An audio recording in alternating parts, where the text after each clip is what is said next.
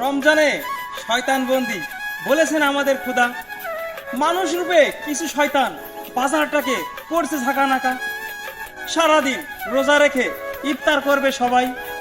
বাজার থেকে ইফতার যে কিনবে টাকা পাবে কোথায়? তরমুজ, লেবু আর খেজুরের আকাশ ছোঁয়া দাম। এসব পণ্য কিনতে আপনাকে প্রতিদিন করতে হবে 1000 টাকারও বেশি ইনকাম। মধ্যবর্তী পরিবার এসব পণ্য কিনতে খাচ্ছে হিমশিম। বাজারটাকে নিয়ন্ত্রণে আনতে ব্যবসায়ীদেরকে কঠিন শিক্ষা দিন। কেউ কিনবে না তরমুজ, লেবু। দেখি ব্যবসায়ীরা কোথায় বেচে। পচে গলে নষ্ট হবে, তবেই ব্যবসায়ীদের উচিত শিক্ষা হবে।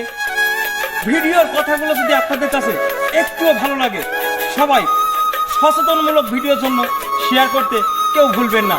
অসংখ্য ধন্যবাদ সবাইকে।